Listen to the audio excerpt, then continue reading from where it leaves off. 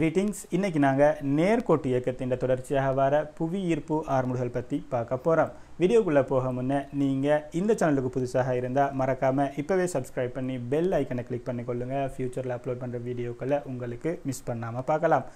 அதே போல நீங்க இதுவரைக்கும் இந்த சேனல்ல அப்லோட் பண்ணிருக்கிற வீடியோக்களை பார்க்க இல்லனா இப்பவே உங்க YouTube ஆப்ல சயின்ஸ் அகாடமி தமிழ்ல சர்ச் பண்ணுங்க.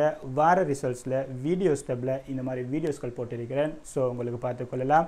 உங்களோட இலகுக்காக பிளேலிஸ்ட் பண்ணிருக்கிறேன். இந்த மாதிரி பிளேலிஸ்ட் டேபுக்கு போனீங்கடா 10ஆம் ஆண்டுக்குரிய பகுதிகள் வேறையாக 11ஆம் ஆண்டுக்கு உள்ள பகுதிகள் வேறையாக அதே போல பாஸ் பேப்பர் டிஸ்கஷன் வேறையாக போட்டிருக்கிறேன். சோ உங்களுக்கு ஈஸியா ஆக்சஸ் பண்ணிக்கொள்ளலாம்.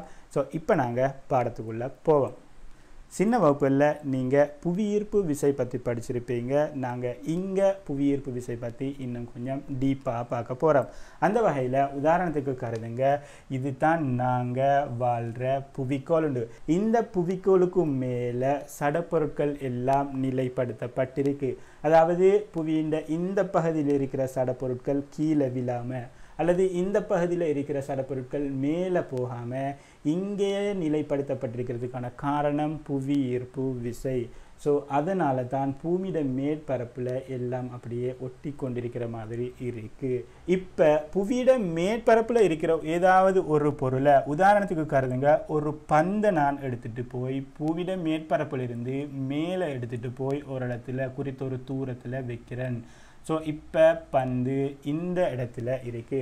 உதாரணத்துக்கு இந்த பந்து இப்போ என் கையில் இருக்கு. அதாவது நான் மேலே போய் பந்தை பிடிச்சிட்டு இருக்கிறேன். ஸோ இந்த பந்து என் கையில் இருக்கு, அதாவது ஓய்வில் இருக்கு. இன்னும் தெளிவாக சொல்றதாக இருந்தால் இப்போ இந்த பந்து என்ற வேகம் 0. இப்போ நான் இந்த பந்தை ஏண்ட கையில் இருந்து விடுவிப்பேனாக இருந்தால் உங்கள் எல்லாருக்கும் தெரியும், கட்டாயம் இந்த பந்து குறித்த ஒரு வேகத்தோடு தான் வந்து நிலத்தை அடிக்க போதும். ஸோ நான் நிலத்தை அடிக்கிற நேரத்துக்கான வேகம் எனக்கு தெரியாது. ஆகவே நான் இந்த வேகத்தை வீண்டு எடுக்கிறேன். இப்போ பாருங்க, ஆரம்பத்தில் இந்த பொருளோட வேகம், இந்த பந்தின் வேகம் 0 இருந்துச்சு. நிலமட்டத்தை அடைகிற நேரம் குறித்த ஒரு வேகம் இருக்கு. ஆகவே 0 படிப்படியாக வேகம் அதிகரித்து ஒரு குறித்த வேகத்துக்கு வந்திருக்கு. வேக அதிகரிப்பு நடந்திருக்கு. ஆகவே கட்டாயம் இங்கே ஒரு ஆர்முடுகள் இருக்கு. இந்த ஆர்முடுகள் எதால் வந்ததுன்னு கேட்டீங்கன்னா இந்த புவி ஈர்ப்பு விசையின் காரணமாக வந்தது. ஆகவே இந்த ஆர்முடுகளை நாங்கள் சொல்றது புவி ஈர்ப்பு ஆர்முடுகள். புவியீர்ப்பு ஆர்முடுகளோட பெருமானம் என்னென்னு கேட்டீங்கன்னா புவியீர்ப்பு ஆர்முடுகளோட பெருமானம் 9.8 மீட்டர் செகண்ட் -2. இது எங்களோட கணித்தல்களில் இலகுக்காக நாங்கள் இதை மட்டம் தட்டு 10 மீட்டர் செகண்ட் -2 சொல்லுவோம். இப்போ இந்த 10 மீட்டர் செகண்ட் -2 அர்த்தம் என்னன்றது உங்களுக்கு சொல்ல தெரியும். அதாவது ஒரு செகண்டுக்கு வேகம் 10 மீட்டர் செகண்ட் -1 அதிகரிக்குது. ஆக நான் இப்போ இந்த பந்து இயங்கின இயக்கத்துக்கான நேரத்தை தந்தா உங்களுக்கு இந்த வேகத்தை சொல்லக்கூடியதாக இருக்கும். உதாரணத்துக்கு கருதுங்க, இந்த பந்து 3 செகண்ட்கள் நிலத்தை வந்து அடைய எடுத்துச்சுண்டு. ஸோ இப்போ உங்களுக்கு இந்த வேகத்தை சொல்லக்கூடியதாக இருக்கும். பாருங்க, 0 நேரத்தில் நான் கைவிடுறேன். முதல் செகண்டுக்கு வருது. ஒரு செகண்டுக்கு 10 ms-1 வீதத்தில் வேகம் அதிகரிக்குதாம். ஆகவே முதல் செகண்டில் வேகம் 10 ms-1. இப்படி வந்து ரெண்டாவது செகண்டுக்கு வருது. ரெண்டாவது செகண்டில் வேகம் 20 ms-1. இப்படி வந்து மூன்றாவது செகண்டுக்கு வருது. மூன்றாவது செகண்டில் வேகம் 30 ms-1. ஏண்டா ஒவ்வொரு செகண்டும் 10 ms-1 வீதத்தில் வேகம் கூடுது. ஆகவே ஒவ்வொரு செகண்ட்லையும் 10 கூடி 3 செகண்டில் 30 ms-1 வேகத்தோட பூமியை வந்து அடிக்கும். அதே நேரம் நீங்க இந்த இயக்கத்தின் மறுபக்கத்தையும் விளங்கப்படுத்தக்கூடியதாக இருக்கணும். அதாவது பாருங்க, நான் ஆரம்பத்தில் என்ன செஞ்சேன், பந்தை ஓய்வில் இருந்து மேலே இருந்து கீழே விட்டேன். ஆகவே அது ஒரு குறித்த வேகத்தோட நிலத்தை வந்து அடிச்சிச்சு. இப்போ நான் என்ன செய்ய போறேன்டா, இந்த பந்தை கீழே இருந்து மேல் நோக்கி எறிவேனாக இருந்தால் என்ன நடக்கும்ன்றது நீங்க சொல்ல தெரிஞ்சிருக்கணும். அந்த வகையில் பாருங்கள், நாங்கள் ஒரு பந்தை நிலமட்டத்தில் இருந்து மேல் நோக்கி எறிவோமாக இருந்தால் கட்டாயம் அந்த பந்தை குறித்த ஒரு வேகத்தோடு தான் எறியணும். ஆகவே நான் ஆரம்பத்தில் ஒரு குறித்த வேகத்தோடு எறிகிறேன், கட்டாயம் பந்துக்கு ஆரம்ப வேகம் உண்டு இருக்கணும். ஸோ நான் இப்போ பந்தை எறிகிறனாக இருந்தால், உதாரணத்துக்கு பந்தை எறிய போகிறேன், பந்து இந்த நிலமட்டத்தில் இருக்குது, பந்தோட ஆரம்ப வேகத்தை பாருங்கள். நான் உதாரணத்துக்கு 40 ms-1 எடுக்கிறேன். அதாவது 40 ms-1 கீழே இருந்து மேலே எறிய போகிறேன். இப்போ பாருங்கள் இங்கே என்ன நடக்குதுன்னு. புவியீர்ப்பு ஆர்முடுகளுக்கு எதிரான இயக்கம் நடக்க போகுது. ஆகவே இந்த ஆர்முடுகளோட பெருமானம் அமர்முடுகளாக மாறப்போகுது, அல்லது இதன் போது மேல் நோக்கிய இயக்கத்தின் போது ஆர்முடுகளாக இருக்க போகிறது -10 ms-2. ஸோ நான் இப்போ 40 ms-1 வேகத்தோட இந்த பந்தை எறிகிறேன். இப்போ இது உங்களுக்கு எவ்வளவு நேரத்தில் 0 வேகத்துக்கு வரும்னு சொல்ல தெரியும். ஏன்னா ஒரு செகண்டுக்கு 10 ms-1 வீதத்தில் வேகம் குறைய போகுது. ஆகவே நான் இங்கே இதில் டைம் லைன் எழுத போகிறேன் பாருங்கள். இப்போ 0 நேரத்தில் தான் நான் வீச தொடங்குகிறேன். ஆக இதன் முதல் செகண்டில் இதன் வேகமாக இருக்க போகிறது 30 ms-1. ஏண்டா 10 ms-1 வேகம் குறைய போகுது, திருப்பி மேலே போகுது. 2 செகண்டில் என்ன நடக்கும்டா, இன்னும் 10 ms-1 குறையும். ஆகவே 20 ms-1 வேகத்தை அடைய போகுது. 3 செகண்டில் 10 ms-1 அடைய போகுது. 4 செகண்டில் 0 வேகத்தை அடைய போகுது. இந்த 0 வேகத்தை அடைஞ்ச கணத்தில் திருப்பி அது கீழ் நோக்கி இயங்க ஆரம்பிக்கும். அப்படி கீழ் நோக்கி இயங்க ஆரம்பிக்கிற ஒவ்வொரு செகண்ட்லையும் திருப்ப 10, 20, 30, 40 வேகம் கூடிக்கொண்டு வரப்போகுது, சக்தி இழப்புகளை புறக்கணிப்போமாக இருந்தால். ஸோ இப்போ உங்களுக்கு மேலே இருந்து கீழ் நோக்கி இயங்குகிற நேரம் வேகம் 10 ms-1 அதிகரிக்கின்றது தெரியும். அதே போல் கீழே இருந்து மேல் நோக்கி இயங்க போகிற நேரம் 10 ms-1 வேகம் குறைய போகிறது தெரியும். இதுதான் புவி ஈர்ப்பு ஆர்முடுகளோட மொத்தமும். இப்போ நீங்கள் இந்த இயக்கங்களுக்கான வேக நேர வரை தெரிஞ்சிருக்கணும். அதே போல் இங்கே இந்த பந்து பயணம் செய்த தூரத்தை கணிக்க தெரிஞ்சு இருக்கணும். பாருங்கள், உதாரணத்துக்கு சொல்கிறேன். ஒரு பையன் ஒரு பந்தை மேல் நோக்கி எறிகிறான். அந்த பந்து மேலே சென்று திருப்பவும் கீழே நிலத்தை அடைகிறதுக்கு 10 செகண்ட்கள் எடுத்ததாக இருந்தால் அவன் எரிஞ்ச வேகத்தை உங்களுக்கு சொல்லக்கூடியதாக இருக்கணும். அந்த பந்து சென்ற தூரத்தை சொல்லக்கூடியதாக இருக்கணும். கேள்வி வரப்போது இப்படித்தான். ஒரு பையன் இருக்கிறான், அந்த பையன் பந்தை மேல் நோக்கி எறிகிறான். மேல் நோக்கி எறிஞ்ச அந்த பந்து நிலமட்டத்தை வந்து அடைகிறதுக்கு 10 செகண்ட்கள் எடுத்துச்சு என்று சொல்லுவாங்க. ஸோ இப்போ இந்த கேள்வியோட மொத்தமும் நான் ஒரு படத்தில் வரைய போகிறேன் பாருங்கள். ஒரு பையன் இருக்கிறான், பந்தை நிலத்திலிருந்து மேல் நோக்கி எறிகிறான். பந்து மேலே போகுது, மேலே போய் திருப்பி கீழே நில மட்டத்தை வந்து அடையுது. இது பந்து போன பாதை, இது திருப்பி நிலத்தை வந்து அடைஞ்ச பாதை. இப்போ உங்களுக்கு இங்கே நான் தந்திருக்கிற ஒரே ஒரு தரவு இந்த பயணத்துக்கு எடுத்த நேரம், அதாவது 10 செகண்ட் சொல்லுவாங்க. இப்போ உங்களுக்கு சொல்ல தெரிஞ்சிருக்கணும், இந்த 10 செகண்டில் போகிறதுக்கு 5 செகண்ட் எடுத்திருக்கும், வாரத்துக்கு 5 செகண்ட் எடுத்திருக்கும். ஸோ இங்கே பக்கத்தில் 5 செகண்ட், இந்த பக்கத்தில் 5 செகண்ட். இவ்வளோ தான் உங்களுக்கு கேள்வியில் வரப்போகிற தரவு. ஆக இப்போ இதில் ஆரம்ப வேகத்தை கேட்டால் நீங்கள் சொல்லக்கூடியதாக இருக்கணும். ஆரம்ப வேகம் என்னவாக இருக்கும் பாருங்கள். 5 செகண்ட்கள் இந்த பக்கமாக இயங்கியிருக்கு. அதாவது 5 செகண்ட்கள் இயங்கி 5 செகண்டில் தான் இங்கே 0க்கு வந்திருக்கு.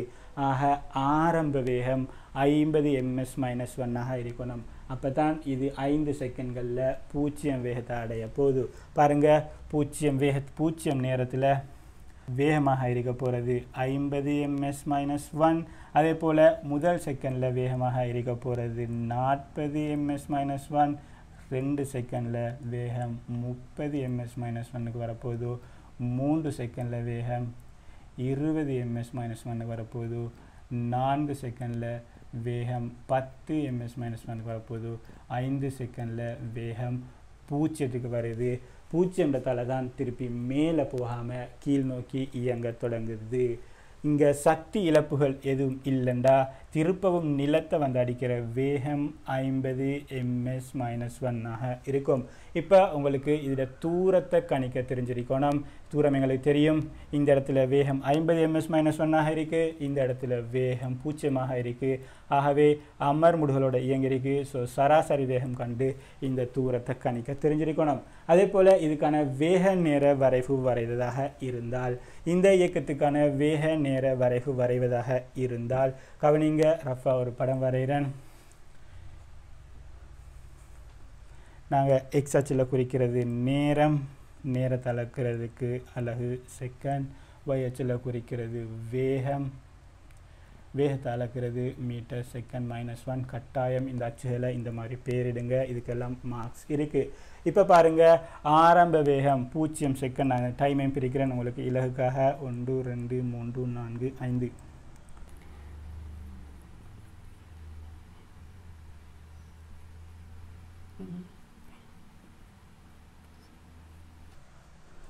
ஸோ இந்த இயக்கத்துக்கான நான் வேக நேர வரைவு வரைய போகிறேன். பாருங்கள், 0 செகண்டில் வேகம் 50 ms-1. 0 செகண்டில் வேகம் 50 ms-1. இந்த இடத்துல ஒரு புள்ளடி. அந்த மாதிரி முதல் செகண்டில் வேகம் 40, 2 செகண்டில் வேகம் 30, 3 செகண்டில் வேகம் 20, 4 செகண்டில் வேகம் 10, 5 செகண்டில் வேகம் 0. ஸோ இந்த இயக்கத்துக்கான வரைவு இது ஒரு நேர்கோடாக வரும். இந்த மாதிரி வரப்போகுது. வேகம் படிப்படியாக குறைஞ்சு கொண்டு போயிருக்கு. ஆகவே இந்த மாதிரி வரப்போகுது. திருப்பி இந்த இயக்கத்துக்கான வரைவை இதிலே வரையதாக இருந்தால் அது இந்த மாதிரி தொடரப்போகுது. ஸோ இந்த வரைவு நீங்கள் வரைய தெரிஞ்சிருக்கணும். அதே போல் ஒரு பந்தை மேலே இருந்து கீழ் நோக்கி விடுறதுக்கான வரைவா உங்களுக்கு இப்போ சொல்ல தெரியுமாக இருக்கும்.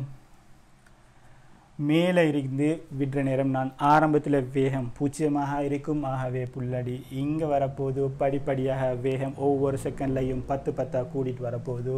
ஆகவே வரைவு இந்த மாதிரி வரும். இனி இதுதான் பேசிக் கான்செப்ட். இதில் இருந்து தான் உங்களுக்கு வெவ்வேறு வகையான கேள்விகள் வரப்போகுது. உதாரணத்துக்கு சொல்லுவாங்க, ஒரு தென்னை மரம் இருக்குது. தென்னை மரத்தில் தேங்காய் கீழே விழுற நேரம் தேங்காயோட வேகம் 40 ms-1. ஸோ தென்னை மரத்தில் உயரத்தை காணுங்கன்னு சொல்ல போகிறாங்க. சிம்பிள். பாருங்கள்,